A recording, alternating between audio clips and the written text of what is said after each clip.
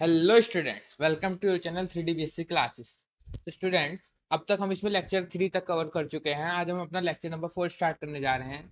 तो चिंकी, स्टार्ट करते हैं आज का लेक्चर नंबर 4। चिंकी, आप कैसी हो? चिंकी बोले कि चिंकी एकदम बढ़िया है, पढ़ने के लिए रेडी हो? चिंकी बोले कि सर हमेशा की तरह रेडी हूँ। ठीक है। तो चिंकी, आज हम क्या पढ़ने वाले हैं? चिंकी, आज हम पढ़ने वाले हैं अपना एक नया topic, photo electric fact. Sir ये थोड़ा बहुत 12th में पढ़ा हुआ सा लग तो रहा है, याद आ रहा है। हाँ, फोटो इलेक्ट्रिक फैक्ट याद आ गया। सभी बच्चों को थोड़ा थोड़ा फोटो इलेक्ट्रिक फैक्ट याद आ गया होगा नाम सुनते ही, क्योंकि 12th में हम इसे अच्छी तरीके से पढ़ते हैं मॉडर्न फिजिक्स में। तो उसी को आज हम पढ़ने वाले हैं, थोड़ा सा एक्स्ट्रा पढ़ेंगे इसमें। फोटो इलेक्ट्रिक फैक्ट का बेसिक थियोटिकल, थोड़ा आज थियोटिकल है सारा कुछ, बस लास्ट में एक आइंस्टीन इक्वेशन ड्राइव करेंगे, वही थोड़ा मैथमेटिकल है। बाकी सब आजकल एकदम थियोटिकल चलने वाला है, बहुत ही अंडरस्टैंडेबल टॉपिक है, इसको बस समझना है अच्छे से और थ्योरी को अच्छे से रीड करना है। फिर इसके बाद हमारे सारे कॉन्सेप्ट क्लियर हो जाएंगे। कुछ लॉज हैं, कुछ ग्राफ्स हैं, वो आपको याद रखने हैं इस चैप्टर में। तो बस वो स्टार्ट करना है। तो चिंकी, स्टार्ट करते हैं आज का टॉपिक, फोटो इलेक्ट्रिक इफेक्ट। सबसे पहले फोटो इलेक्ट्रिक इफेक्ट होता क्या है? तो फोटो इलेक्ट्रिक इफेक्ट, एक सेकेंड, ये गायब हो गया। हाँ, फोटो इलेक्ट्रिक इफेक्ट है क्या? सपोज करो कि मेरे पास एक ऐसी साइंटिस्ट बैठे हुए थे, हार्ट नाम था उनका, और दिमाग ज़्यादा ही चल रहा था, ज़्यादा ही जीनियस थे। तो दिमाग जीनियस करते करते देखा कि एक मेटल ली, और मेटल पर क्या डाली, कुछ रेडिएशन डाली, और रेडिएशन भी कौन सी? हाई फ्रिक्वेंसी वाली। हाई फ्रिक्वेंसी यानी कि अल्ट्रा वायलेट रेज, या फिर हम बोल सकते हैं एक्स रेज। तो कुछ इस टाइप की फ्रिक्वेंसी डाली। तो देखा कि जैसे इस पर कुछ डाला तो मेटल्स पर कुछ हुआ, कुछ तो हुआ। वो क्या हुआ? कुछ, जिनकी क्या हुआ होगा? कुछ हुआ ये कि जैसे रेडिएशन डाली तो इस मेटल से इलेक्ट्रॉन जो थे, इलेक्ट्रॉन रिजेक्ट हो गए, और इलेक्ट्रॉन रिजेक्ट होकर क्या हो गए? बाहर हो गए। उन्होंने इस चीज़ को देखा, नोटिस किया अपने पूरे एक्सपेरिमेंट में। फिर देखा कि जब इसको इन्होंने पूरा एक क्लोज सर्किट बनाया, उन्होंने क्या काम किया, उन्होंने एक कैथोड लिया और एक एनोड लिया। एक मेटल ली कैथोड और एक एनोड, और उन्होंने इस तरीके से एक, अभी इसको हम बाद में डिस्कस करने वाले हैं, तो भाई मैं बता रहा हूँ कैसे कुछ यंत्र सा लिया, इस यंत्र में एक लाइट डाली, लाइट डालने पर देखा कि इलेक्ट्रॉन मूव कर रहे हैं। यानी कि इस कैथोड से, यानी इस मेटल से क्या निकल रहे थे? इलेक्ट्रॉन निकल रहे थे। किसकी वजह से? लाइट की वजह से। तो क्या हुआ, उन्होंने यहीं से क्या, यहीं से कौन सा, किसका कॉन्सेप्ट जनरेशन हुआ? यहाँ से हमारा कॉन्सेप्ट जन्म हुआ, किसका? फोटो इलेक्ट्रिक इफेक्ट का। तो फोटो इलेक्ट्रिक इफेक्ट क्या है, आप समझ में तो आ ही गया होगा फोटो इलेक्ट्रिक इफेक्ट। तो चिंकी, फोटो इलेक्ट्रिक इफेक्ट क्या है? हाँ सर, पता चल गया। लाइट जब किसी चीज़ पर पड़ती है, किसी चीज़ पर नहीं चिंकी, किसी मेटल पर, ठीक है, किसी मेटल पर पड़ती है तो कुछ तो बाहर निकलता है। वो कुछ बाहर क्या निकलता है? इलेक्ट्रॉन। उन इलेक्ट्रॉन्स को क्या कहते हैं हम? Photo electrons. तो लाइट का किसी मेटल्स पर गिरने पर इलेक्ट्रॉन्स का इजेक्ट आउट होना ही क्या है? हमारे पास फोटो इलेक्ट्रिक इफेक्ट है। और जो हमारे पास इलेक्ट्रॉन्स बाहर निकलता है उन्हें क्या बोलते हैं? हम फोटो इलेक्ट्रॉन्स बोलते हैं। तो उन्हें क्या बोलते हैं? हम फोटो इलेक्ट्रॉन्स बोलते हैं। और इस इलेक्ट्रॉन्स की वजह से जो करंट फ्लो होता है उसे हम बोलते हैं फोटो इलेक्ट्रिक करंट। क्लियर है एकदम? अब देखते हैं हमारे पास क्या लिखा था वहां पर हमने। when an electromagnetic spec radiation of sufficiently high frequency, याद रखना फ्रीक्वेंसी फिक्स होनी चाहिए, कुछ वैल्यू फिक्स होती है कि इससे ज़्यादा होनी चाहिए फ्रीक्वेंसी। वो हम अभी देखेंगे कि थ्रेशोल्ड फ्रीक्वेंसी से ज़्यादा होनी चाहिए। इतना बेसिक आइडिया तो आप सभी को होगा। जिसको नहीं है वो अभी हम देखने वाले हैं। कुछ भूल गए होंगे, क्योंकि मैं भी भूल जाता हूँ, तो आप भी भूल गए होंगे, आखिर आप भी तो इंसान ही हो। चिंकी क्या बोली? सर आप भी भूल जाते हो? हाँ, मैं भी भूल जाता हूँ। High frequency such as ultraviolet light and X-rays is incident on a clean metal surface, electrons are emitted from it। मतलब वही है कि जब हमारे पास हाई फ्रिक्वेंसी की कोई रेडिएशन उस पर डाली जाती है तो उसमें से इलेक्ट्रॉन निकलते हैं, और जो इलेक्ट्रॉन निकलते हैं, इस पूरे फिनोमेना को क्या बोलते हैं? This phenomena is known as photo electric effect. And जो इमिटेड इलेक्ट्रॉन्स हैं उनको क्या बोलते हैं? हम फोटो इलेक्ट्रॉन्स। और जो करंट फ्लो होता है, यहाँ पर हम ये भी ऐड कर सकते हैं, and current flown by photo electron is called photo electric current. ठीक है। तो ये तो था फोटो इलेक्ट्रिक इफेक्ट। सबसे पहले किसने बताया था? Photo electric effect was discovered by hertz. फिर हर्ट्ज ने इस पर ध्यान नहीं दिया था, फिर लेनार्ड और मिलिकर ने अलग अलग एक्सपेरिमेंट किए थे उस पर। तो उसके बाद उन्होंने इस एक्सपेरिमेंट को अच्छे से प्रूफ किया और अपने अपने ऑब्जर्वेशन दिखाए कि इस एक्सपेरिमेंट के थ्रू क्या क्या ऑब्जर्वेशन आए। फिर कुछ लॉज बनाए गए, लॉज बना दिए गए। फिर हमारे पास यहाँ पर आइंस्टीन सर की भी एंट्री हुई। आइंस्टीन सर ने भी उसमें अपना हाथ अड़ा दिया कि नहीं नहीं, इसमें मैं भी कुछ तो अपना योगदान देकर जाऊंगा। ठीक है चिंकी, यहाँ तक क्लियर है? ठीक है चिंकी, अब आगे चलते हैं। यहाँ पर इतना समझ में आ गया होगा क्या था। तो सारे मेटल, ये कुछ बात है यहाँ पर। Most metals give this effect when expose to ultraviolet rays और एक्सेस। सभी मेटल्स, ज्यादातर मेटल इसको दे रहे थे हमारे पास, लेकिन किस पर? अल्ट्रावायलेट रेज और एक्स रेज पर। विजिबल रेज पर बहुत ही कम दे पाते हैं, इसलिए विजिबल रेज की क्योंकि फ्रिक्वेंसी कम होती है हमारे पास, ठीक है। यहाँ पर फिर sodium give this effect when expose to. Sodium एक ऐसा मेटल है जो सभी वेवलेंथ पर देता है, स्मॉलर देन, लेकिन इससे स्मॉल होने चाहिए वो 5405 एंगस्ट्रॉम। लगभग लगभग ये हमारे पास विजिबल रेंज तक ही पहुंच जाता है थोड़ा बहुत, ठीक है। तो हमारे पास इसका एक्सपेरिमेंट देखते हैं, एक्सपेरिमेंट क्या था। अब इस एक्सपेरिमेंट को करने से पहले कुछ देख लेते हैं इसको थोड़ा 3D में कैसे समझ सकते हैं इसको। तो देखो हमारे पास क्या था इस एक्सपेरिमेंट में। इस एक्सपेरिमेंट में एक था ग्लास फ्लास्क, ये ग्लास की एक ट्यूब थी। इस ट्यूब को अंदर से बिल्कुल वैक्यूम कर दिया था, बाहर से एयर निकाल दी थी, वैक्यूम क्लीनर से एयर निकाल दी। एयर निकालने के बाद अंदर क्या क्रिएट हो गया, वैक्यूम क्रिएट हो गया। यहाँ पर हम एक क्वार्ट्ज का गिलास लगा देते हैं, उन्होंने यहाँ पे दिखाया नहीं है, इतने अच्छे से नहीं बनाया है। यहाँ एक गिलास लगा देते हैं, वो गिलास का काम करता है अपनी जिस फ्रिक्वेंसी थी, जो फ्रिक्वेंसी हमें चाहिए उसी को अंदर आने देता है, बाकी को अंदर नहीं आने देता है क्वार्ट्ज गिलास, ठीक है। फिर यहाँ पर एक सोडियम का मेटल लगा हुआ है, और इस मेटल पर जैसे ही लाइट गिरती है तो देखते हैं क्या होता है। ओके सर दिखाइए सर, लाइट गिरती है, ठीक है। हम लाइट को बढ़ा देते हैं, टॉर्च जला दी हमने, ये जला दी हमने टॉर्च, लाइट गिर गई। लाइट गिरने से देखो क्या हुआ, हाँ सर कुछ तो निकल रहा है। ये जो निकल रहा है ना ये ब्लू ब्लू, यही क्या आते हैं हमारे पास, इलेक्ट्रॉन थे। तो जैसे हमने मेटल पर कुछ घेरा तो यहाँ से क्या निकले, इलेक्ट्रॉन निकले। तो इसने फिर हमने क्या देखा इसमें कि जब मेटल को हमने किससे कनेक्ट कर दिया, नेगेटिव टर्मिनल से, एक को पॉजिटिव टर्मिनल से। तो जिस पर हमने नेगेटिव से, सॉरी यहाँ पर हमारे पास हाँ सही है, ये जो इसको नेगेटिव टर्मिनल से कनेक्ट किया उसको एनोड नाम दिया गया, जिसको पॉजिटिव टर्मिनल से कनेक्ट किया उसको कैथोड नाम दिया गया। सर आप ऐसे क्यों बोल रहे हो, क्योंकि यहाँ देखो ये नेगेटिव टर्मिनल से कनेक्ट है, लेकिन जो हमने डायग्राम बनाया है अभी जो दिखाऊंगा मैं, उसमें हमने पॉजिटिव टर्मिनल से कनेक्ट किया है। तो इसमें कंफ्यूज मत होना, बस याद रखना पॉजिटिव यानी कैथोड और नेगेटिव यानी एनोड, कैथोड और एनोड से याद रखना है, ठीक है। तो ये लाइट का गिरना, ये से क्या हुआ, इलेक्ट्रॉन्स निकलने चालू हो गए। इलेक्ट्रॉन्स निकलना ही क्या होता है हमारे पास, फोटो इलेक्ट्रिक इफेक्ट था। ये इन्होंने एक्सपेरिमेंट देखा था, बाकी की चीज़ अभी हम इससे आगे देखेंगे। तो तब तक के लिए टाटा बाय बाय बोलते हैं इसे। तो देखो क्या था हमारे पास, the experimental setup consist of an evacuated glass tube which contains two electrodes, एक कैथोड सी और एक एनोड ए। ये अभी हमने देखा कि हमारे पास एक फ्लास्क है, उसके अंदर एक कैथोड है और एक एनोड है। The tube contains A side window, यहाँ पर एक साइड विंडो लगी होती है जो क्वार्ट्ज की बनी होती है, जो फिक्स रेडिएशन को अंदर आने देता है, which allows the light of suitable frequency to pass through and allows to fall on cathode C. When the light falls on metal cathode, यानी कि जब इस यहाँ पर लाइट क्या करती है, मेटल पर गिरती है, तो electron started to emit from the cathode towards anode. तो जैसे इस पर गिरी तो अभी हमने बताया कि जब भी किसी मेटल पर कोई रेडिएशन गिरती है हाई फ्रिक्वेंसी की, तो इलेक्ट्रॉन निकलने लगते हैं। तो इलेक्ट्रॉन को यहाँ से इलेक्ट्रॉन क्या हो गए, निकलना स्टार्ट हो गए, और इलेक्ट्रॉन निकलना स्टार्ट हो गए तो ये यहाँ से आगे की तरफ बढ़ने लगे। और जब ये इलेक्ट्रॉन आगे की तरफ बढ़े तो ये कहाँ तक पहुंच गए, एनोड तक पहुंच गए। तो ये देखो एक कैथोड से यहाँ एनोड पहुंचे तो क्या हुआ, इलेक्ट्रॉन एक सर्किट में फ्लो होने लगे। और जब भी इलेक्ट्रॉन सर्किट में फ्लो होते हैं यानी नेगेटिव चार्ज फ्लो होने लगा, नेगेटिव चार्ज फ्लो होने लगा यानी कि क्या होगा, करंट फ्लो होगा। और एक करंट फ्लो होने लगा इस डायरेक्शन, क्योंकि इलेक्ट्रॉन इस डायरेक्शन में फ्लो हो रहे थे, ठीक है। अब हाँ सर यहाँ तक क्लियर है एकदम। ओके चिंकी फिर आगे क्या हुआ होगा, सर आप बताइए मुझे क्या पता, ठीक है। Electron started to emit from the cathode towards anode.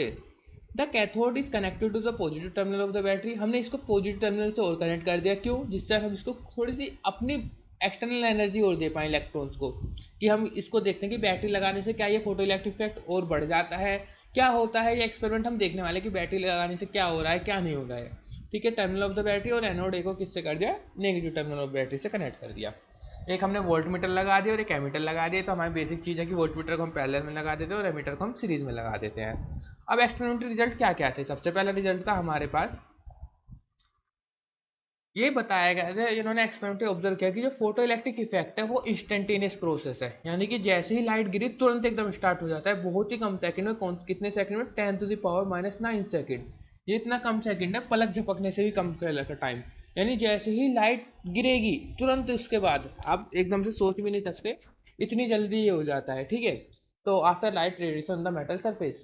लेकिन जबकि क्लासिकल मैकेनिक्स क्या थी, क्लासिकल मैकेनिक्स ये मानते थे कि ये फोटो इलेक्ट्रिक इफेक्ट इंस्टेंटेनियस नहीं है, उसमें कुछ टाइम लैग लगता है, कुछ टाइम लैग लगता है। क्योंकि उनका मानना क्या था, वो मान के चलते थे कि हमारे पास ये रेडिएशन जो है वो किससे मिलकर बनी है, लाइट से मिलकर बनी है, वेव से मिलकर बने, तो वेव को चलने में कुछ टाइम आ जाता है, तो टाइम डिफरेंस लेकर चलते थे।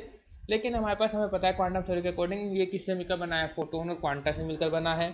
तो फोटोन जैसे टकराते हैं तो तुरंत टकराने के बाद उससे एकदम इलेक्ट्रॉन इजेक्ट हो जाते हैं। ठीक है, फर्स्ट पॉइंट एकदम क्लियर हो गया होगा। Second, effect of potential difference. अब इतना सब कुछ पढ़ने से पहले अपना वहीं चलते हैं उस पर। तो देखो यहाँ पर, अब इसको बिल्कुल ध्यान से समझना है। यहाँ पे हमारे पास ये मेटल था, ये हो गया, ठीक है। और हमने क्या काम किया, सबसे पहले इसे देखो, यहाँ पर हमारे पास क्या लगी है, बैटरी लगी है, एक्सटर्नल बैटरी। हमने क्या काम किया, एक्सटर्नल बैटरी, करंट देख लो, करंट कितना है, 0.45 है। मैं इंटेंसिटी थोड़ी इसकी बढ़ा देता हूँ लाइट की, मैं इसको कर देता हूँ थोड़ा इसको 50%। ठीक है, 50% कर दिया हमने इसको। तो यहाँ से करंट देखो, करंट कितना है, 0.068। 0.068 हमने बैटरी कर दी, बैटरी की हमने वोल्टेज लगा दी, बैटरी को हमने बढ़ा दी 8 वोल्ट की। हुआ क्या, इस पर कौन सा चार्ज आ गया, नेगेटिव चार्ज आ गया। सॉरी, इस पर कौन सा चार्ज आ गया, पॉजिटिव चार्ज आ गया, और इस पर कौन सा चार्ज आ गया, नेगेटिव चार्ज आ गया। ठीक है, तो इस पर नेगेटिव और इस पर पॉजिटिव चार्ज आ गया। यहाँ देखो, अब बैटरी बढ़ाने से देखना, करंट देखो, करंट जीरो, ओ बैटरी का वोल्टेज जीरो थी, करंट पे कुछ फर्क पड़ रहा है क्या। करंट पे देखो, मैं बैटरी को वोल्टेज कुछ भी कर लूँ, करंट जितना था उतना ही रहा। इसका मतलब क्या है कि जितने इलेक्ट्रॉन्स आ रहे थे अभी भी उतने ही इलेक्ट्रॉन्स आ रहे हैं पर सेकंड, तभी तो करंट उतना ही है, करंट में कोई चेंज नहीं आ रहा। तो नंबर ऑफ इलेक्ट्रॉन्स तो किसकी वजह से निकल रहे थे, अभी भी लाइट की वजह से निकल रहे थे, यानी बैटरी लगाने से हमारे पास इलेक्ट्रॉन्स में कुछ कम नहीं हुआ। तो यही हम देखेंगे, देखो अब इसका ग्राफ भी साथ साथ देखेंगे। यही हमें बताना था कि ऑब्जर्वेशन यही थी। एक सेकेंड, ये 0 वोल्ट, देखो करंट वर्सेस वोल्टेज का ग्राफ। जैसे जैसे हम वोल्टेज बढ़ाएंगे, देखो वोल्टेज तो बढ़ रही है लेकिन करंट क्या हो गया, करंट कांस्टेंट हो गया। थोड़ा इसकी, हम इसको थोड़ा इसकी बढ़ाते, ग्राफ थोड़ा ऊपर जाएगा। ये सर ये क्या हो रहा है, इसको भी हम बाद में देखेंगे, पहले हम बस वोल्टेज को देखते हैं। देखो वोल्टेज बढ़ाई तो करंट देखो कांस्टेंट बढ़ रहा है, यहाँ रेड डॉट में देखो, यहाँ पर करंट वोल्टेज बढ़ा रहे हैं लेकिन करंट क्या हो गया, कांस्टेंट हो गया इधर जाने पर। हाँ सर, यहाँ तक तो क्लियर है। अब लेकिन लेकिन लेकिन कहावत सुनी है, नहीं कहावत कौन सी सर, कहावत नहीं है, मैं खुद बोलता हूँ कि जब हम उठते हैं तो हम नहीं चाहते कि हमारे साथ वाला उठे, लेकिन हम डूबते हैं तो हम चाहते हैं कि हमारा साथ वाला डूबे। हाँ चिंकी एकदम कह रहे हैं, हाँ सर ऐसे ही होता है सर, मैं भी अगर अपने क्लास टॉपर को देखूं तो मैं नहीं चाहती कि वो मेरे साथ डूबे, लेकिन मैं डूब रही हूँ तो उसके मार्क्स भी कटने चाहिए, अगर मेरे मार्क्स कटा तो उसका मार्क्स भी कटना चाहिए। ऐसे ही आप सब भी करते होगे, जरूर करते होगे। तो ऐसी बैटरी है ये जब बैटरी बढ़ रही थी, ठीक है, अपना तो खुद को बढ़ा दी थी, लेकिन करंट क्या होता है, कांस्टेंट होता है, और इस कांस्टेंट करंट को क्या नाम दिया गया, सैचुरेशन करंट। लेकिन जैसे ही बैटरी की वोल्टेज को ड्रॉप करेंगे, ड्रॉप करने का मतलब ये होता है, याद रखना, ड्रॉप करने का मतलब ये कि उसकी पोलैरिटी चेंज कर दी, जो पहले पॉजिटिव था वो नेगेटिव, और जो नेगेटिव था वो पॉजिटिव हो गया। ठीक है, तो पोलैरिटी चेंज कर दी यहाँ पर, तो देखो क्या हुआ, पोलैरिटी नेगेटिव में बढ़ाने पर वोल्टेज हमारे पास, करंट क्या हो रहा है, डिक्रीज हो रहा है। देखो जीरो वोल्टेज पर जीरो रहेगा करंट, ठीक है, मतलब जीरो नहीं, ये इलेक्ट्रॉन्स की वजह से कुछ करंट फ्लो होगा उसमें। लेकिन जैसे हम वोल्टेज को बढ़ाएंगे तो करंट पर कोई फर्क नहीं पड़ने वाला, करंट कांस्टेंट रहेगा, जितना फोटो इलेक्ट्रिक करंट था ऑलरेडी मेटल्स की वजह से उतना ही रहने वाला है। लेकिन जैसे करंट को हम डिक्रीज करेंगे, करंट डिक्रीज करे, करंट को डिक्रीज करते जाएंगे, सॉरी करंट को बोला, वोल्टेज को डिक्रीज करेंगे नेगेटिव डायरेक्शन में, तो करंट क्या हो जाएगा, जीरो हो जाए, जीरो होता चला जाएगा। और एक पर्टिकुलर वोल्टेज पर वो करंट क्या हो जाएगा, जीरो हो जाएगा। और जिस पर्टिकुलर वोल्टेज पर वो करंट जीरो हो गया, देखो यहाँ पर कितने पर जीरो हुआ है वो हम देखते हैं अभी, ये हो गया -5.40। तो इस वोल्टेज पर करंट क्या हो गया, पूरे सर्किट में जीरो हो गया। तो इस वोल्टेज को हम क्या बोलते हैं, इस वोल्टेज को बोलते हैं स्टॉपिंग वोल्टेज या फिर cut off potential, stopping potential या फिर कट ऑफ वोल्टेज। ठीक है, क्लियर है, समझ में आएगा कि इफेक्ट ऑफ वोल्टेज क्या होता है। इफेक्ट ऑफ वोल्टेज करंट के साथ कैसा बिहेव करता है कि अगर हम वोल्टेज को जीरो है तो करंट उसमें कुछ रहेगा, कौन सा करंट रहेगा, फोटो इलेक्ट्रिक करंट रहेगा, किसकी वजह से रहेगा, इलेक्ट्रॉन्स की वजह से रहेगा।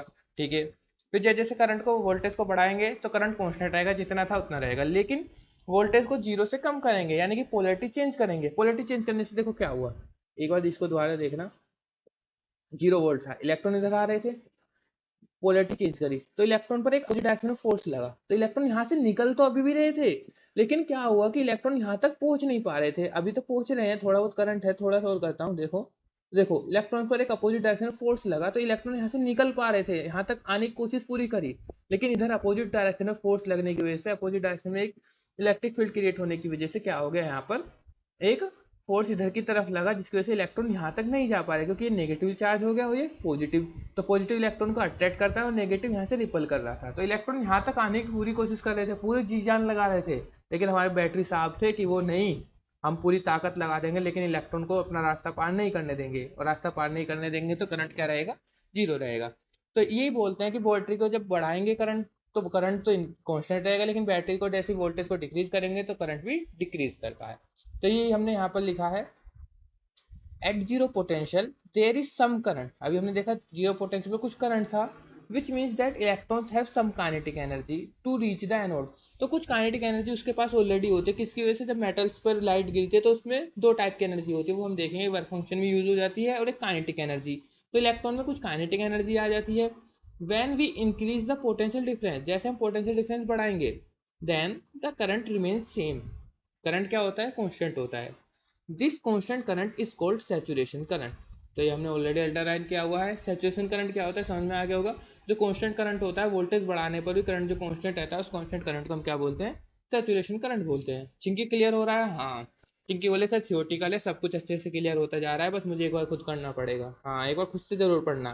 ठीक है, इसलिए मैंने नोट्स भी दिए हुए हैं, नोट्स बहुत ही इफेक्टिव हैं, एक बार पढ़ोगे खुद से समझ में आ जाएगा। If we decrease the voltage V less than zero, then current decreases. अगर वोल्टेज को हम जीरो कर दें, नेगेटिव डायरेक्शन में लेकर जाएं, तो करंट क्या होगा, डिक्रीज होगा। At a given voltage V naught it become zero. तो एक गिवन वोल्टेज पर क्या हो जाता है, जीरो हो जाता है। This negative voltage is called cut off voltage और स्टॉपिंग पोटेंशियल। क्लियर है एकदम? ठीक है।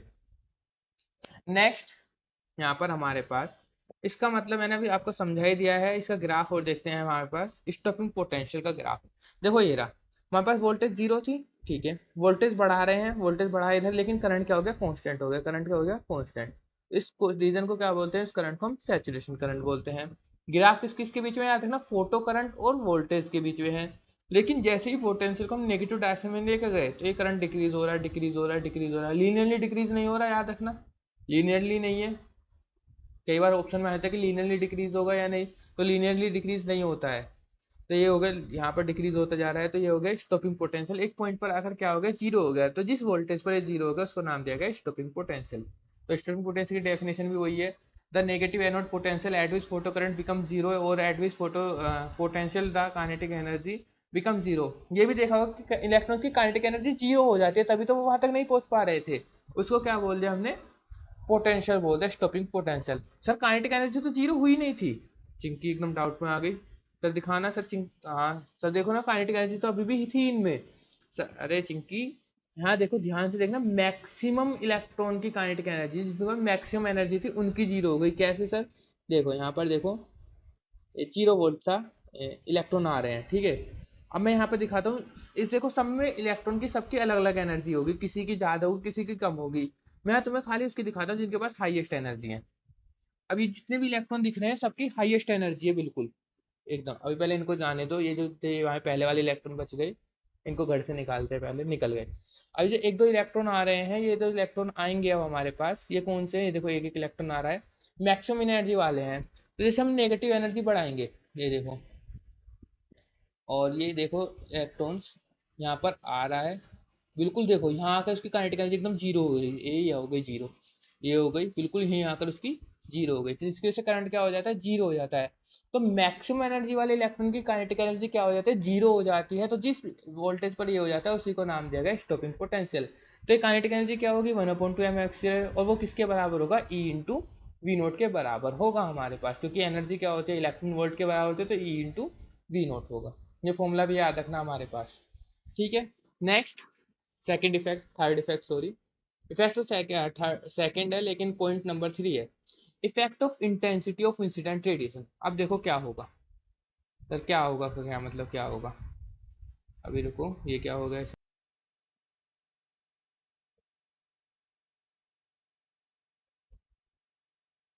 देखो अब यहाँ पर आ जाओ। इंटेंसिटी देखो यहाँ पर, इसको पहले हम इलेक्ट्रॉन को सबको दिखा देते हैं, बैटरी को 0 वोल्ट पे कर देते हैं, ठीक है। यहाँ पर इसको अभी छोड़ दो, इंटेंसिटी वाले रीजन को, यहाँ आ जाओ। इंटेंसिटी, इंटेंसिटी का मतलब इसकी लाइट की पावर कितनी है। तो अब इंटेंसिटी जीरो थी, तो कोई फोटो इलेक्ट्रिक नहीं हो रहा। मैंने इंटेंसिटी, और यहाँ पर ग्राफ देखेंगे हम, करंट वर्सेस लाइट इंटेंसिटी का। यहाँ पे इंटेंसिटी देखो थोड़ा सा बढ़ाने बढ़ा के कर दी 25%, 25 24 लगभग वही है। तो इंटेंसिटी है 24, करंट है लगभग लगभग यहाँ पे इसको मैं 1 मान लूँ तो लगभग लगभग 1 है। मैंने करंट को कर इंटेंसिटी कर दी मैंने 25, और 25 से डायरेक्ट कर दी मैंने 50। करंट देखो जितना यहाँ था उतना ही बढ़ गया। फिर थोड़ा सा करंट मैंने इसको कर दिया 75, या फिर 20 से देखते, 20 से एकदम सही करेक्ट आएगा। इंटेंसिटी मेरी इनिशियली थी 20, तो देख पा रहे हो 20 पे पूरा यहाँ पर 1 पर हो गया। फिर इंटेंसिटी को मैंने कर दिया 40, इंटेंसिटी 40 करने पर करंट कितना हो गया 2 हो गया। इंटेंसिटी को फिर मैंने 3 टाइम्स कर दिया, यानी 60 कर दिया, तो करंट भी क्या हो गया 3 टाइम्स हो गया। इंटेंसिटी को मैंने 4 टाइम्स कर दिया, 80 कर दिया, 80 करने पर करंट भी क्या हो गया 40 हो गया। सर दिख तो रहा नहीं है, दिखा देंगे देखो।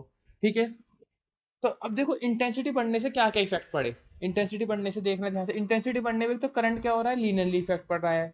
और देखना इंटेंसिटी बढ़ने से क्या करंट पे कुछ फर्क पड़ेगा। ओ सॉरी, करंट पे तो फर्क पड़ रहा है, लीनियरली बढ़ रहा है। अगर इंटेंसिटी डबल तो करंट भी डबल। साथ ही साथ ये देखो यहाँ पर इंटेंसिटी बढ़ने में क्या नंबर ऑफ इलेक्ट्रॉन्स पे कुछ फर्क पड़ रहा है, देखना। हाँ सर, इलेक्ट्रॉन्स पर, इलेक्ट्रॉन्स की काइनेटिक एनर्जी तो बढ़ रही है, ये रही। हाँ सर, तो यहाँ पर हमारे पास क्या क्या इफेक्ट दिख रहा है हमें कि नंबर ऑफ इलेक्ट्रॉन्स पर भी फर्क पड़ रहा है। नंबर ऑफ इलेक्ट्रॉन्स पर नहीं, यहाँ पर जितने इलेक्ट्रॉन्स की काइनेटिक एनर्जी उस पर फर्क पड़ रहा है, और किस पर फर्क पड़ रहा है, इसके करंट पर फर्क पड़ रहा है। तो वही हमने यहाँ लिखा है कि if the intensity of the radiation is increase, एक second, if the intensity of radiation is increase from I to 2i, ये करंट नहीं है इंटेंसिटी है। इंटेंसिटी को अगर हम डबल कर दें तो फोटो करंट भी क्या हो जाता है इन द सेम रेशो, यानी कि फोटो करंट भी क्या हो जाएगा ऑल्सो डबल हो जाएगा। एज v बिकम्स नेगेटिव, जैसे v को नेगेटिव करेंगे the photo electric current decrease sharply and reaches zero at the some value of v naught. तो ये भी हमने देखा कि फोटो इलेक्ट्रिक करंट कुछ जीरो हो जाता है नेगेटिव वोल्टेज पर। लेकिन क्या होता है, लेकिन ये इंटेंसिटी पर फर्क नहीं पड़ता स्टॉपिंग पोटेंशियल का। सर क्या मतलब, देखो यहाँ दोबारा आओ, यहाँ देखो, यहाँ पर करंट कुछ है, मैं इसके करंट को थोड़ा कम कर देता हूँ, जीरो कर देता हूँ, ये हो गया। इतने वोल्टेज पर आकर करंट क्या हो गया जीरो हो गया, माइनस, तो इसका स्टॉपिंग पोटेंशियल था। अब मैं इंटेंसिटी को कम या ज्यादा कुछ भी कर लूँ, उसका स्टॉपिंग पोटेंशियल पर कोई फर्क नहीं पड़ने वाला। यानी कि इतने ही वोल्टेज पर करंट अब भी जीरो ही रहेगा, कि ये नहीं कि इंटेंसिटी बढ़ा दी तो उसके लिए स्टॉपिंग पोटेंशियल और ज्यादा कम करना पड़ेगा, नहीं। जितनी इंटेंसिटी पर ये हो रहा था उतने पे रहेगा, चाहे मैं इंटेंसिटी जीरो कर दूं तब भी स्टॉपिंग पोटेंशियल वही रहेगा। इंटेंसिटी को चाहे मैं 100% कर दूं तब भी स्टॉपिंग पोटेंशियल वही रहेगा। तो इंटेंसिटी पर कौन डिपेंड कर रहा है, इंटेंसिटी पर सिर्फ करंट डिपेंड कर रहा है, स्टॉपिंग पोटेंशियल डिपेंड नहीं करता है। तो ये उन्होंने ऑब्जर्वेशन देखे, ये सब एक्सपेरिमेंटल था, जैसे हम अभी एक्सपेरिमेंट कर करके सामने दिखा रहे थे, ऐसे उन्होंने एक्सपेरिमेंट रियल में कर करके देखा था। ठीक है, तो उन्होंने क्या बताया यहाँ से कि the stopping potential is independent of incident radiation, the saturation current is proportional to. तो चिंकी बोले से थोड़ा स्पीड में चलिए, ये तो सब पढ़ा हुआ है। अरे चिंकी, तुम्हें तो सब आता है, तुम तो यहाँ की परमानेंट स्टूडेंट हो, लेकिन जो यहाँ के स्टूडेंट अभी नहीं है उनका बेस तो थोड़ा तैयार करना पड़ेगा। हाँ सर, ठीक है। तो देखो यहाँ पर एक फोटो करंट था, इंटेंसिटी थी, इंटेंसिटी ये आई तो करंट ये हमारे पास ये हो गया, डबल कर दिया तो करंट भी डबल हो गया, 3i कर दिया तो करंट भी 3i हो गया। लेकिन नेगेटिव वोल्टेज तीनों के लिए क्या है, सेम है। यहाँ देखो इसके लिए भी सेम है और इसके लिए भी सेम है। ठीक है यहाँ तक। तो करंट स्टॉपिंग पोटेंशियल इंटेंसिटी पर डिपेंड नहीं करता है, और करंट फोटो करंट इंटेंसिटी पर डायरेक्टली प्रोपोर्शनल होता है। तो दो चीज पता चल गई यहाँ से। Next effect of frequency. अब ये देखो, ये मेन टॉपिक है थोड़ा यहाँ से, फ्रीक्वेंसी का इफेक्ट। हाँ, अब देखो इसकी बारी आ गई। देखो यहाँ पर ये हमें जो दी हुई है, ये हमें वेवलेंथ दी हुई है, ठीक है, वेवलेंथ दी हुई है। अब वेवलेंथ का अपोजिट होता है फ्रीक्वेंसी, यानी कि इधर मैं जा रहा हूँ तो वेवलेंथ क्या हो रही है, बढ़ रही है, इसका मतलब फ्रीक्वेंसी क्या हो रही है, डिक्रीज हो रही है। और इधर मैं जा रहा हूँ तो फ्रीक्वेंसी क्या हो रही है, फ्रीक्वेंसी बढ़ रही है और वेवलेंथ कम हो रही है। तो मैं बस फ्रीक्वेंसी के टर्म्स में बात करूंगा।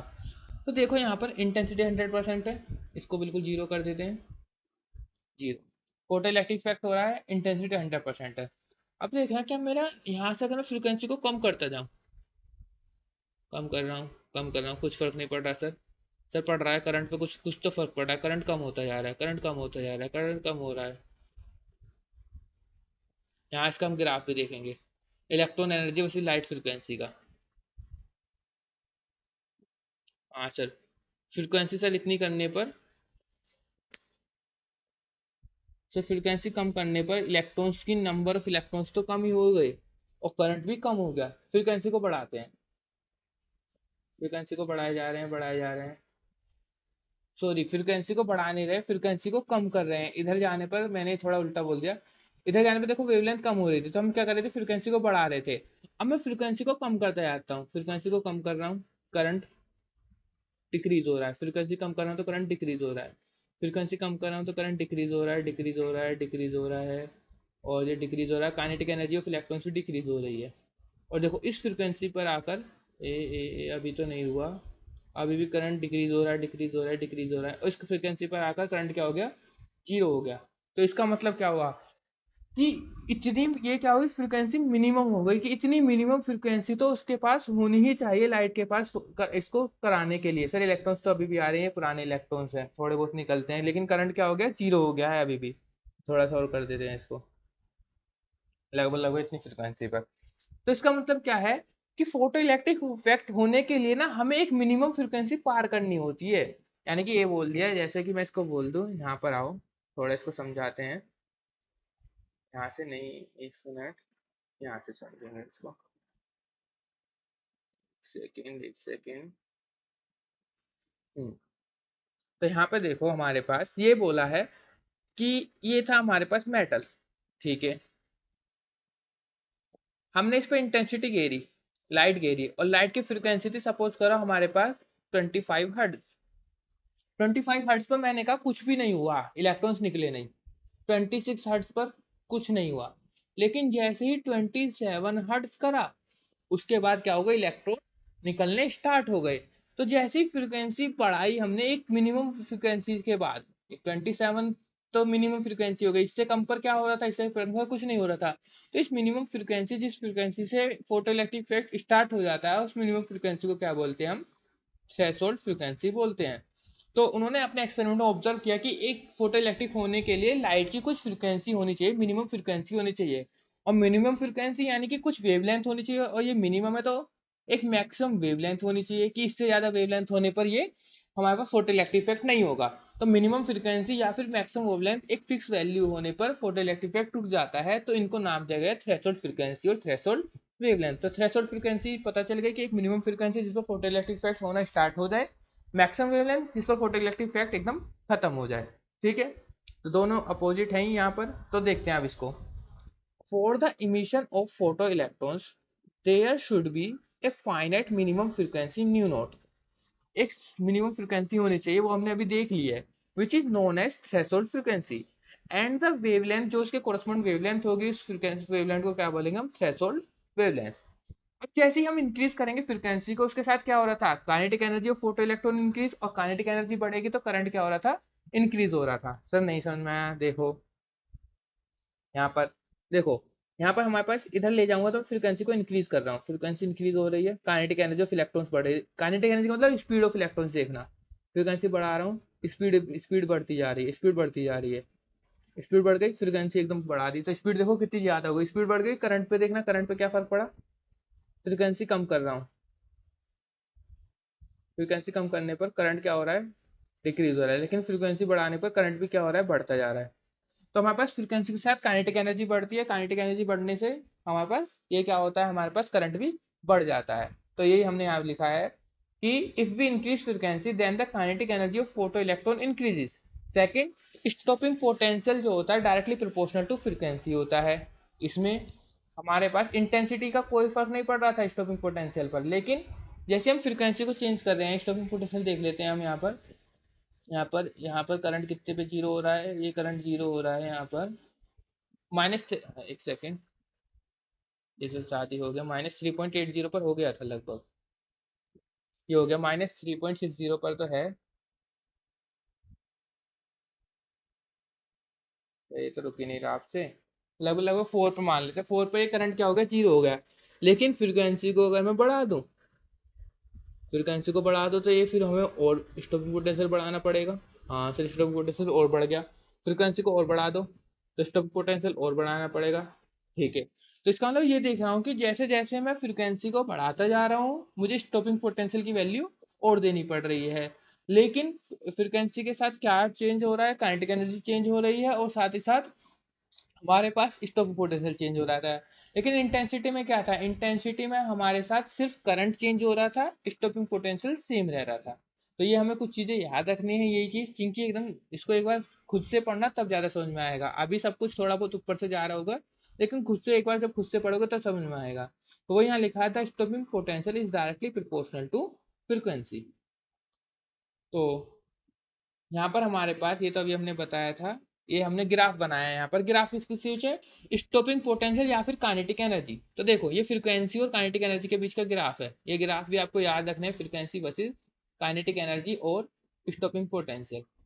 तो देखो क्या हुआ है, फ्रीक्वेंसी जीरो थी, हमने फ्रीक्वेंसी बढ़ाई कुछ नहीं हुआ, फ्रीक्वेंसी बढ़ाई कुछ नहीं हुआ, लेकिन एक मिनिमम फ्रीक्वेंसी के बाद क्या हुआ, फिर इसके बाद फ्रीक्वेंसी बढ़ा रहे तो हमारे पास काइनेटिक एनर्जी क्या हो रही थी, इलेक्ट्रॉन की बढ़ रही थी, और हमारे पास उसका जो स्टॉपिंग पोटेंशियल था वो भी क्या हो रहा था, बढ़ रहा था। और कैसे बढ़ रहा था, लीनियरली बढ़ रहा था। तो हमें कुछ ऐसा ग्राफ प्राप्त हुआ। तो इस मिनिमम फ्रीक्वेंसी के बाद ये क्या बढ़ना हुआ, लीनियरली ग्राफ स्टार्ट हो जाता है। और एक लीनियरली ग्राफ की इक्वेशन क्या होती है, y equal to m x plus c. तो उससे हम ये इंटरसेप्ट निकालेंगे c, और इसकी स्लोप भी निकालेंगे। वो सर वो कब निकालेंगे, वो हम आइंस्टीन इक्वेशन से निकालेंगे अभी बाद में। अब देखो करंट पर क्या फर्क पड़ा है फ्रीक्वेंसी का।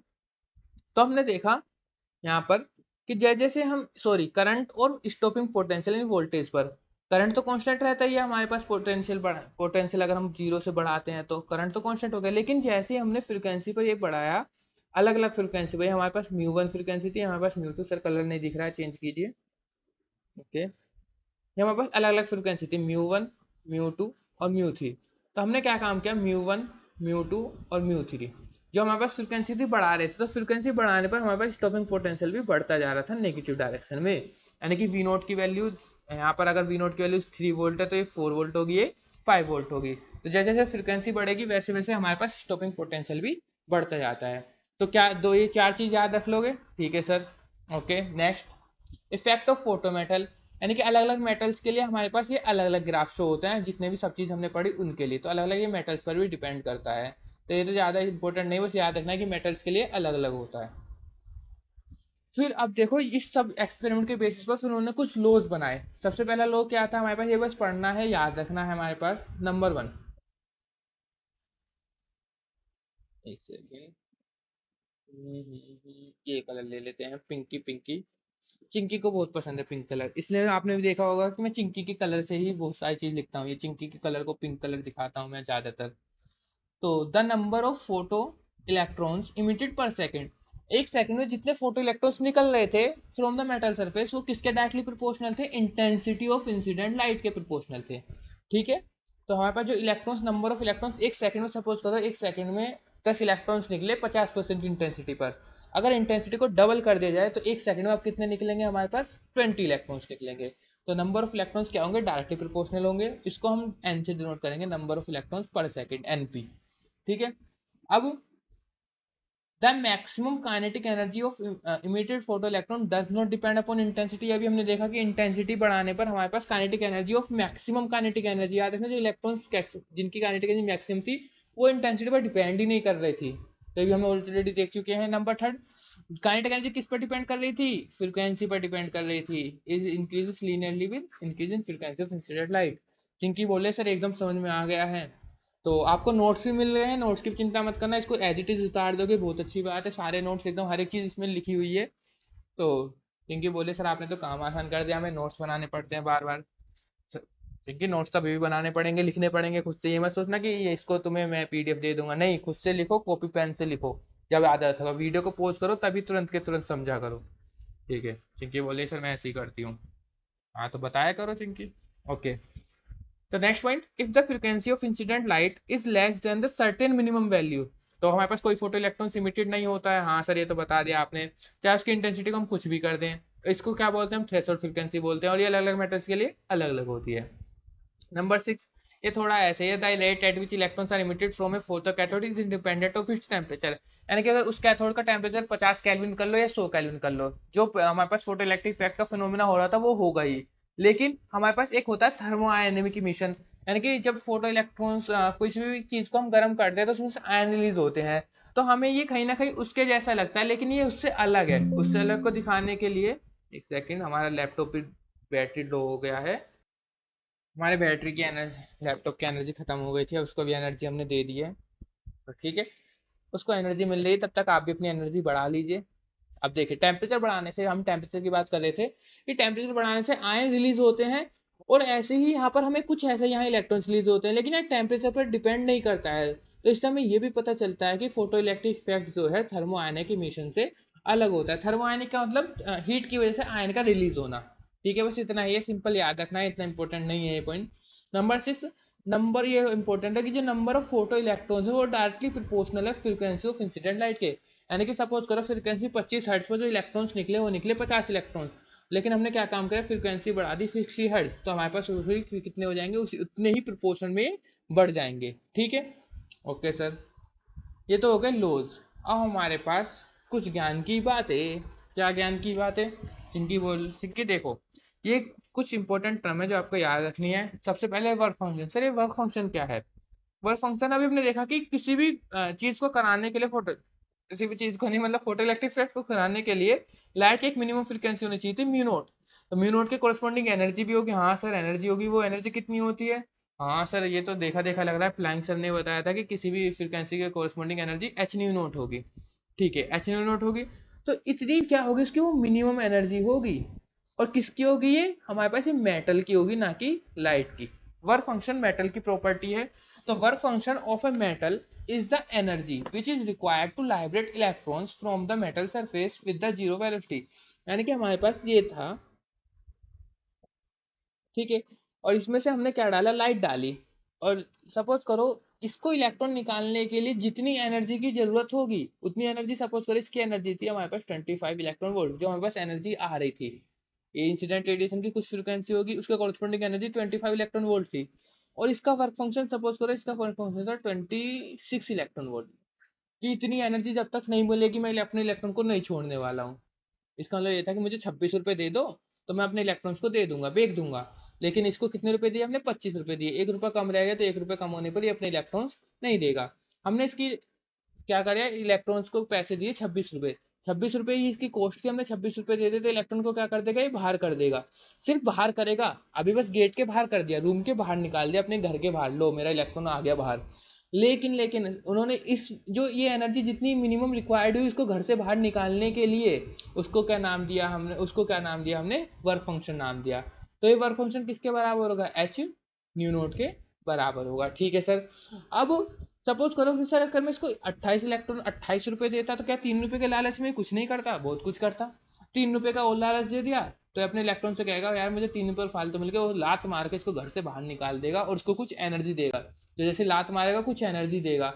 जो 3 रुपये थे वो 3 रुपये किसको मिलेंगे? ये तो अपने 26 रुपये लेकर खुश हो गया, लेकिन 3 रुपये को इलेक्ट्रॉन लेगा, उन 3 रुपये को इलेक्ट्रॉन लेकर भाग जाएगा किसकी तरफ को?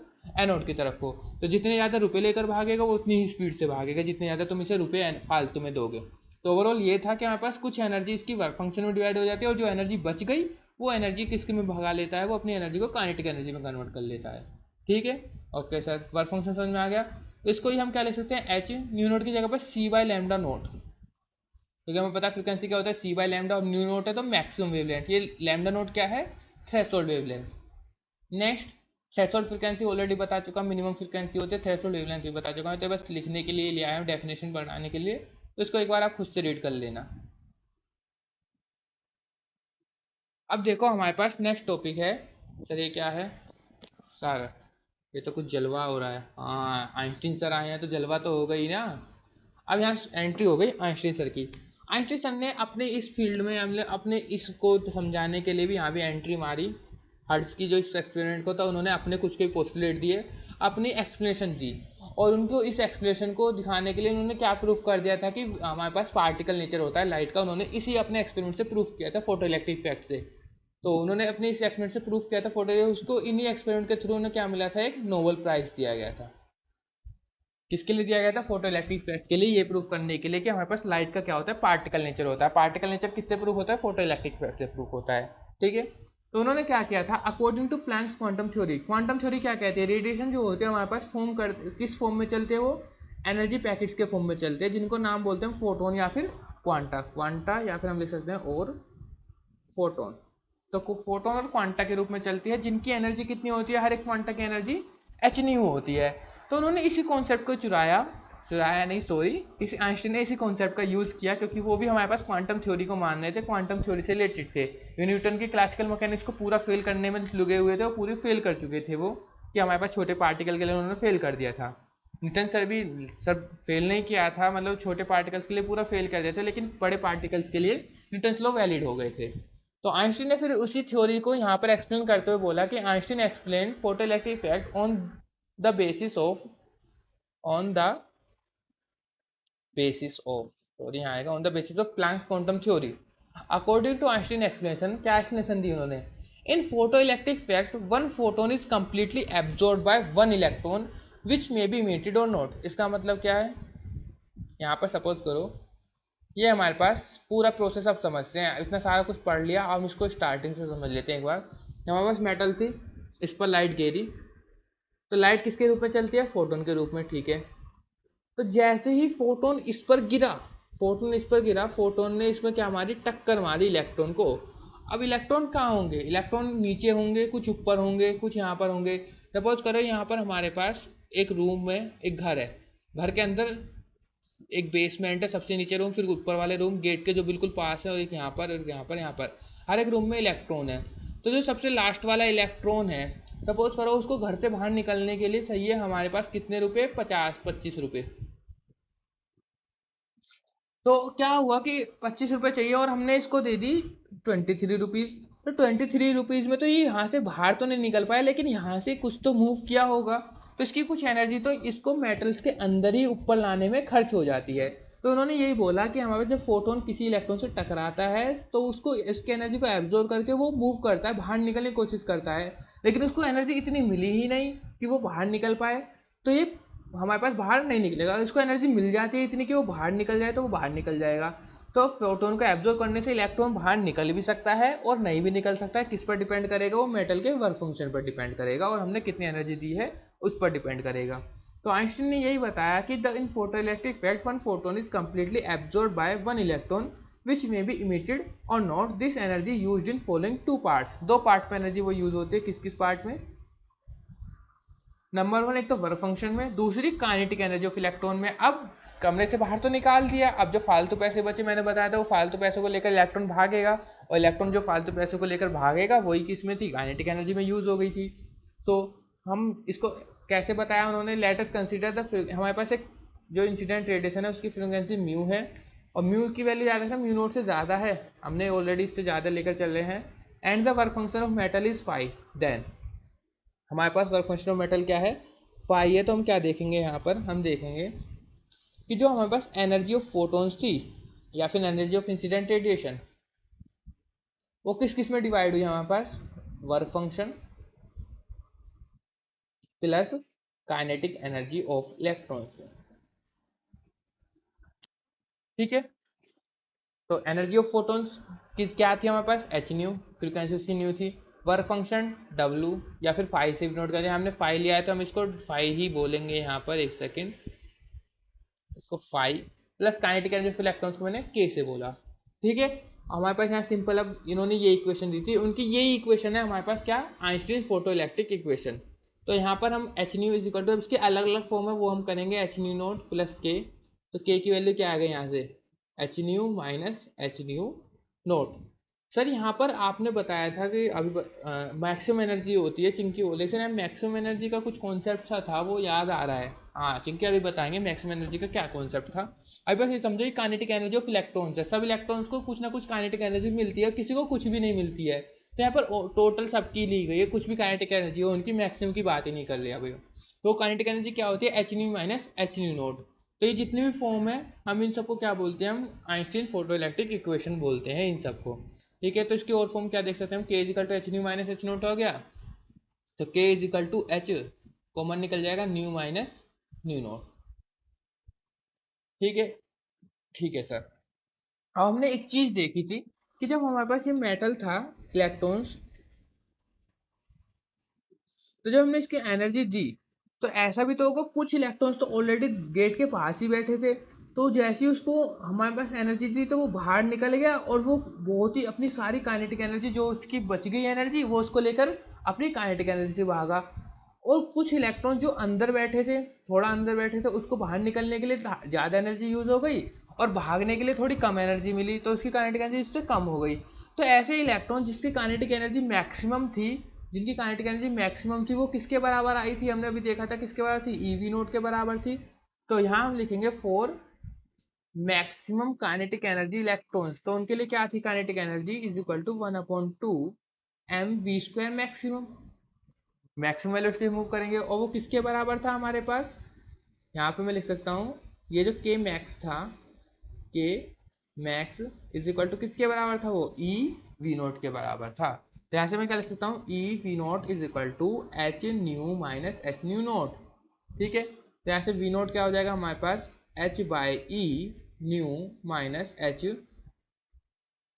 By e nu naught. हाँ सर, ठीक है सर। तो ये हमारी इक्वेशन बहुत इंपॉर्टेंट है सर। कैसे, देखो कि ये एक तरीके से मैं इसको अगर मैं y बोल दूँ, इसको मैं m बोल दूँ, न्यू को मैं x बोल दूँ और इसको मैं प्लस c बोल दूँ, तो इक्वेशन क्या बन रही है, एक लीनियर लाइन बन रही है, किस किस के बीच में, न्यू और v नोट के बीच में। चलो ड्रॉ करके देखते हैं क्या होता है इसको। ये हमारे पास x एक्सिस पर कौन है, न्यू यानी फ्रीक्वेंसी, और यहाँ पर हमारे पास ये क्या है, स्टॉपिंग पोटेंशियल v नोट। तो देखो स्लोप एच बाई ई है, और ये हमने भी देखा था वी यू और वी नोट के बीच में ग्राफ खींचे थे, तो एक मिनिमम एनर्जी चाहिए न्यू नोट, वो हमने ले ली। यहाँ पर इतनी फ्रीक्वेंसी तो उसको चाहिए, उसके बाद क्या हो रहा था, लीनियरली बढ़ रहा था, तो ये ग्राफ था हमारे पास, ये था न्यू नोट। तो हमने देखा था ये पीछे की तरफ इंटरसेप्ट कर रहा था, तो ये इसी की इक्वेशन है। हाँ सर, इसी की इक्वेशन है, जिसकी स्लोप कितनी है, इसकी स्लोप क्या आई है हमारे पास, एच बाई ई आई है, और ये इंटरसेप्ट आया है वो नेगेटिव में, खुद ही दिख रहा है नेगेटिव में, और कितना है वो, H nu note by E है। तो आई होप आपको ये समझ में आएगा ग्राफ। तो इस ग्राफ पे क्वेश्चन आता है तो आप समझ जाना कि स्लोप, अगर इसकी ग्राफ में स्लोप दी हुई है तो उससे हम एच बाई ई की वैल्यू निकाल लेंगे, और उसके बाद हम यहाँ से उसका इंटरसेप्ट भी निकाल लेंगे H nu note by E करके। ठीक है, तो इसकी कुछ फॉर्म थी, एक फॉर्म और होती है इसकी, यहाँ पर हमने देखा kinetic energy is equal to h nu minus nu nought, इसको लैम्डा के टर्म्स में लिख सकते हैं, काइनेटिक एच न्यू को क्या लिख सकते हैं, c by lambda minus c by lambda naught. तो काइनेटिक एनर्जी हो जाएगा हमारे पास एच सी 1/लैम्डा माइनस 1/लैम्डा नोट। तो सर इतनी सारी फॉर्म याद रखनी पड़ेगी, बस सिंपल ये वाला फॉर्मूला याद रखो कि एनर्जी जो होती है हमारे पास, energy of photon is equal to बराबर होते हैं work function plus kinetic energy के। ये फॉर्मूला याद रखो, बाकी हम सब फॉर्म अपने न्यूमेरिकल के अकॉर्डिंग यूज करते रहेंगे। ठीक है, तो ये तो था हमारे पास आइंस्टीन फोटो इलेक्ट्रिक इक्वेशन। ये यहाँ तक हमारे पास पूरा कंप्लीट हो गया है। चिंकी समझ में आया है नहीं, चिंकी बोले सर समझ में आ गया है, चिंकी एकदम हैप्पी है। देखो अब आप लोग को क्या करना है, आपको ये आज थोड़ा थ्योरेटिकल चैप्टर था, थोड़ा थ्योरेटिकल होने के बाद तो आपको एक बार खुद से रीड करना है और एक इक्वेशन को इनको याद रखना है। हाँ चिंकी, हाँ हाँ हाँ। अच्छा रुको रुको रुको, अभी तुम रुको, चिंकी कुछ बोल रही है। अच्छा, वो क्वेश्चन, चिंकी बोल रही है सर आप क्लास से पहले कुछ क्वेश्चंस कराते थे, वो आप नहीं करा रहे हो। अरे चिंकी, हमने वो देखा था कि वो क्वेश्चंस अभी हमने न्यूमेरिकल करे ही कहाँ है, कुछ टॉपिक करे ही कहाँ है न्यूमेरिकल वाले। अभी हमने देखा है रेलिंग्स लो, वीन्स लो, ये सब थ्योरेटिकल टॉपिक थे, उनके कुछ फॉर्मूले हैं, इस पर इतने क्वेश्चन नहीं आते हैं। एक दो क्वेश्चन है वो हम देख लेंगे, लेकिन आज जो हमने टॉपिक किया है फोटो इलेक्ट्रिक इक्वेशन, बहुत इंपॉर्टेंट था, इस पर न्यूमेरिकल भी अच्छे खासे होते हैं। तो हम कल से वही अपने लेक्चर के स्टार्टिंग से पहले अपना पुराना रिवाइज करेंगे क्वेश्चन के थ्रू, फिर आगे बढ़ जाएंगे। फिर आगे क्या बढ़ेंगे हम, आगे बढ़ेंगे हम कॉम्पटन इफेक्ट। ये क्या होता है कॉम्पटन इफेक्ट, थोड़ा सा बता दूं कि आइंस्टीन ने यहाँ ही नहीं रुके थे, आइंस्टीन हमारे पास फोटो इलेक्ट्रिक इफेक्ट पर नहीं रुके थे, आइंस्टीन ने यहाँ से दिखा दिया कि फोटोन की एनर्जी क्या हो गई, ट्रांसफर हो गई, और इलेक्ट्रॉन में ट्रांसफर होकर इलेक्ट्रॉन बाहर निकल गया। लेकिन आइंस्टीन ने ये भी देखा कि सिर्फ एनर्जी ही ट्रांसफर नहीं हुई, फोटोन का जो था मोमेंटम भी ट्रांसफर हो गया, और मोमेंटम ट्रांसफर होने से एक नया इफेक्ट बना, उसको नाम दिया गया कॉम्पटन इफेक्ट। तो ये हम कल देखेंगे मोमेंटम, ये बहुत ही अच्छे इंटरेस्टिंग टॉपिक है, photo electric effect, Compton effect. फिर लास्ट में हम डेविसन जर्मर एक्सपेरिमेंट पढ़ेंगे। तो हमें से यूनिट कंप्लीट होने वाले हैं, इस यूनिट के बाद फिर हम यूनिट 4 करेंगे। तो आई होप आपको पूरी सीरीज अच्छे से समझ में आ रही होगी, हर एक यूनिट हर एक चीज़ समझ में आ रही होगी, और आपको यूनिट एकदम क्लियर करनी है खुद से। यूनिट 3 भी खत्म होने वाली है, फिर इसके बाद हम यूनिट 4 स्टार्ट करके अपनी सेकंड बुक स्टार्ट करेंगे। और जैसा भी हो आपको नोट्स भी मिल रहे हैं, न्यूमेरिकल आपके तैयार हो रहे हैं, और क्या चाहिए आपको, बस इतना ही होना चाहिए। आपको नोट्स मिल रहे हैं, न्यूमेरिकल होने हैं, खुद से तैयार करना है, और टॉपिक कवर हो ही रहे हैं, थ्योरी आपको मिल रही है। तो जब इतना सब कुछ कर लोगे तो आपके लिए तो सब कुछ ईजी होगा। अच्छा, करने के लिए क्या चाहिए हमें? न्यूमेरिकल पता होना चाहिए, न्यूमेरिकल का मेथड। जरूरी नहीं कि वही न्यूमेरिकल आएंगे, लेकिन न्यूमेरिकल का मेथड समझ में आना चाहिए, वो आपको सीख रहे हो यहाँ पर। क्योंकि हमारी जो चिंकी है वो एकदम उस्ताद हो गई है न्यूमेरिकल करने में, तो आप भी कुछ ही दिन ऐसे ही उस्ताद हो जाओगे। बस ऐसे ही फॉलो करते रहिए पूरा। देखो, पूरी मेहनत की जाती है, नोट्स को अलग अलग बुक से लिया जाता है पूरा। मैं यहाँ से पढ़कर आता हूँ यहाँ पर। हाँ, मैं अलग अलग बुक से खुद पढ़ता हूँ, क्योंकि मुझसे मैं नहीं चाहता कि मैं कुछ आपको गलत पढ़ा दूँ, क्योंकि कुछ गलत पढ़ाने से आप गलत पढ़ोगे तो गलत सीखोगे। मैं पहले खुद से वेरीफाई करता हूँ, अलग अलग बुक से पढ़ता हूँ, अलग अलग इंटरनेट की हेल्प लेता हूँ। पूरा करने के बाद अच्छे से पूरा सब कुछ छांटने के बाद एकदम क्रिस्प थ्योरी आपको दी जाती है यहाँ पर। तो सिर्फ इसी को पढ़ लो, और खुद से जितना पढ़ सकते हो उतना पढ़ो। नोट्स की चिंता मत करो, नोट्स यही अच्छे हैं, यही सब कुछ थ्योरी बहुत ही ईजी है, ईजी लैंग्वेज में नोट्स लिखे गए हैं। तो इन्हीं को खुद से बनाओ, कॉपी पेन लेकर बैठा करो साथ ही साथ, ठीक है? तो आज के लिए बस इतना ही। कल हम अपना नया टॉपिक स्टार्ट करेंगे। तब तक के लिए चैनल को सब्सक्राइब कर दीजिए। सर, चैनल का प्रमोशन करना नहीं भूलते आप। हाँ, चैनल को प्रमोशन करेंगे तभी तो थोड़ा मोटिवेशन मिलेगा, और मोटिवेशन मिलेगा। मैं कौन सा आपसे थोड़े पैसे मांग रहा हूँ? फ्री मटेरियल दिया जा रहा है सब कुछ, और फ्री ही रहेगा हमेशा के लिए। ये सब कुछ फ्री ही मिलने वाला है। तो ये क्यों दिया जाता है? मैंने देखा कि बीएससी की तरफ ज़्यादा कोई ध्यान नहीं देता है, तो मैं सोचता हूँ कि बीएससी की फिजिक्स बच्चों की स्ट्रॉन्ग होनी चाहिए, क्योंकि बीएससी फिजिक्स को सब रट्टा करके मारते हैं। रट्टा नहीं मारना है, हमें समझना है चीज़ों को, फिजिक्स समझ में आनी चाहिए। ठीक है? तो बाकी का हम कल पढ़ेंगे। तब तक के लिए बाय। इस लेक्चर को कंप्लीट कीजिए। ठीक है।